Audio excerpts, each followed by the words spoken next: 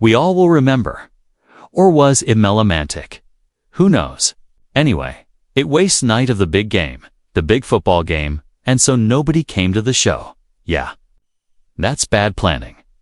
Yeah, in 2007, the world watched closely when the police got back together. After more than 20 years apart. The stage lights shined bright, the crowd cheered loudly, and three famous musicians stepped into the spotlight again. But backstage, trouble was starting. Stewart Copeland, Thedo, wild drummer of Theband, had spent years keeping quiet. That quiet time ended today.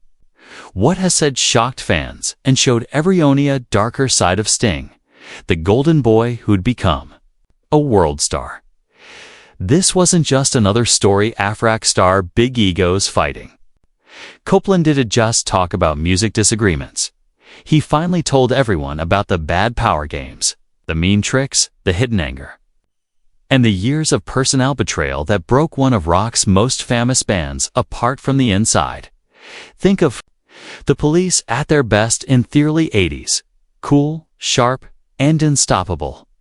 But behind the shine of Grammy Awards and sold-out tours, Theband was held together with tap and hate. Sting, with his amazing talent and movie star looks, slowly took over the creative control. What started as a band of equals quickly turned into a one-man show.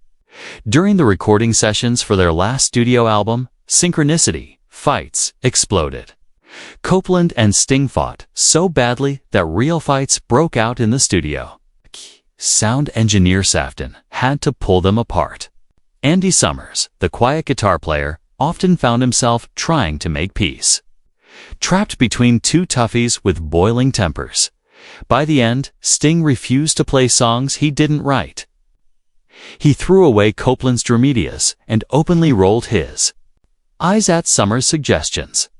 The band may have been climbing charts, but their friendships were crashing hard. Copeland described the experience as emotional torture, and now he's finna explain why. When Sting started his solo career in 1985, he didn't look back. To outsiders, it looked like a natural change. To those close to Theband, it was betrayal. The Police were still one of the biggest bands on Thebandnet. But Sting had outgrown them, or so he thought. Surrounded himself with jazz musicians, stayed away from the punk reggae roots that had made their sound special, and quietly erased its contributions of the band that made him a star. Copeland was heartbroken, not just by the breakup, but by how coldly it was handled. There was no farewell tour, no heartfelt goodbye, just silence. Sting had shut the door and walked away, leaving the others in emotional limbo. And worse, he went on to rewrite history in interviews, making his bandmates seem less important, showing himself as the tortured genius who carried the group.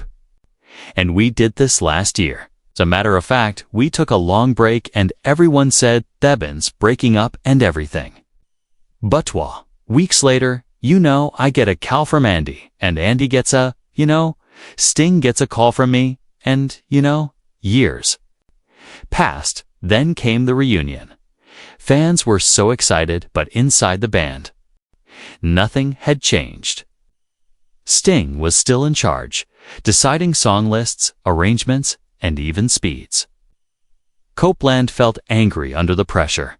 He joked about it in interviews, but the bitterness was real. During practice, arguments came back.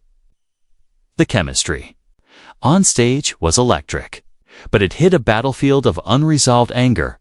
Copeland has now revealed that their reunion was emotionally brutal. Sting had grown even more distant, almost Trobit-like in his approach to music. Thefn was gone, replaced by a perfectionism that strangled the joy out of their performances. Copeland felt like a session drummer in his own band. And today he finally admitted it was Thalia's straw. But the chaos didn't end with the Police.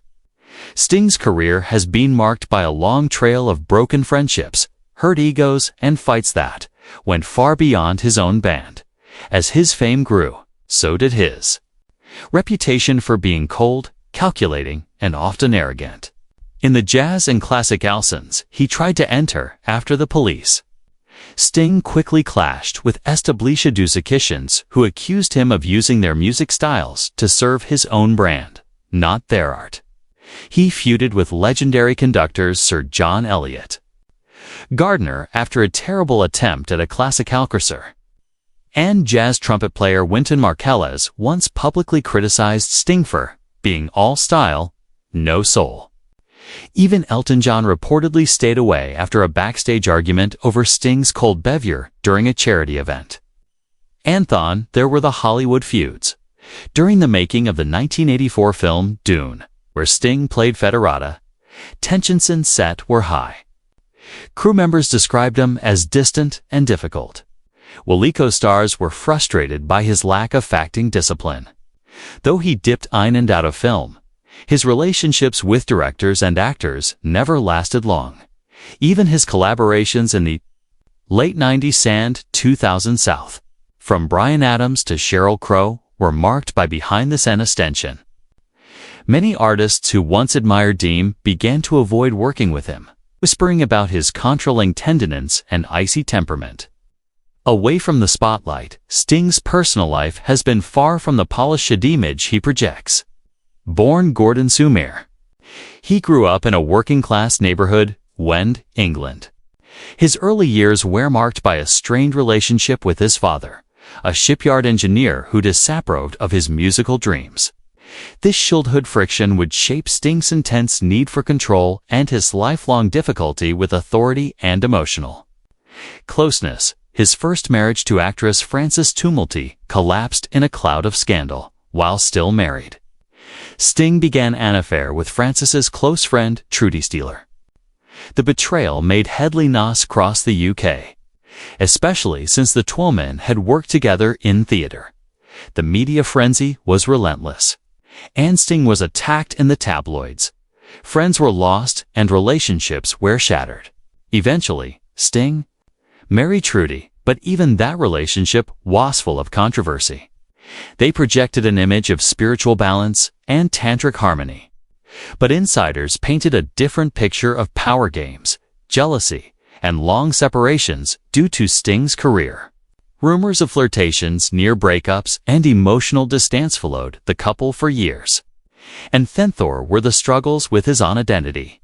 Despite his confident public persona, Sting often battled self-doubt and internal conflict.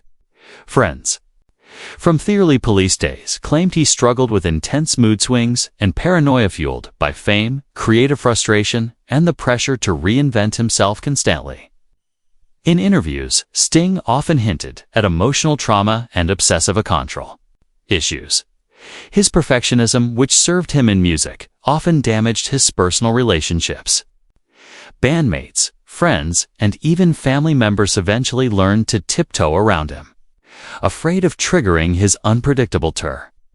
Despite his wealth and acclaim, he often lived like a man haunted by guilt, by rivalry, and by the ghosts of people he'd left behind. In more recent years, as Sting moved deeper in activism and spiritual pursuits, cracks began to show in the perfect image he so carefully built. His ventures into yoga and environmentalism earned praise, but also suspicion. Critics accused him of preaching virtue while living in mansions and flying across the globe. He spoke of simplicity, but lived with excess. Those who once admired his spiritual discipline began to question whether it was genuine enlightenment or just another mask. His attempts to reinvent himself through causes and consciousness often rang hollow for those who knew him behind the scenes, while he gave speeches on saving their forest and healing the soul, reportedly alienated even more collaborators and associates through increasingly rigid standards and emotional coldness. As his public image defined, his private world narrowed.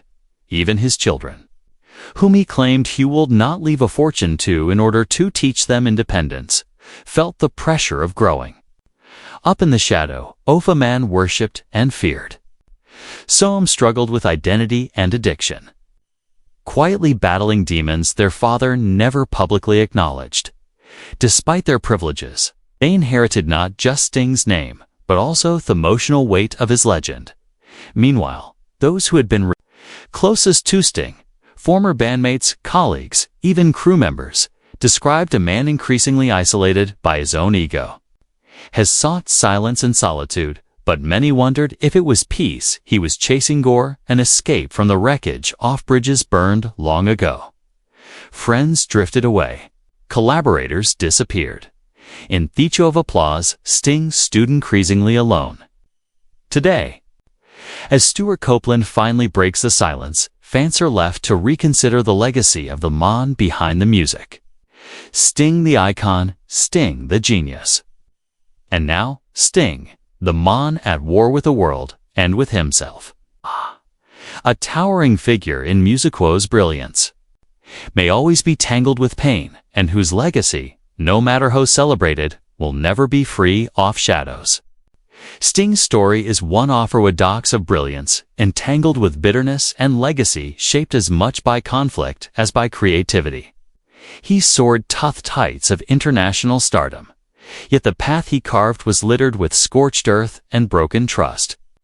His name will always stand tall among Roxalite. But the question now lingers, at what cost? For every anthem that defined a generation, there was an argument behind closed doors. For every standing ovation, there was a silent fallout with Simone. Who helped build that success? Behind every glossy magazine cover, there was another wounded relationship left behind, quietly collapsing under the weight of Sting's perfectionism and emotional distance as Copeland lifts the evil. Fans are invited not just to remember the music, but to confront the man behind it. Flawed, wounded, brilliant, and alone. He was the architect of unforgettable songs, but also the engineer of his own isolation. For decades, Bilal saw the mystique, the discipline, the spiritual calm. Fusel, the restlessness, the control, the endless need to prove himself, not to fans, but to his own inner critic. Them is shattered. What remains is thorough, complicated truth of a man who climbed to the top and paid for it with his peace. Fame gave him the world. Beauty also took parts of his soul he may never reclaim. And perhaps, in the end, that's the true price of greatness. To give everything you have only to find yourself left with echoes of applause beyond, a silence that no audience can fill.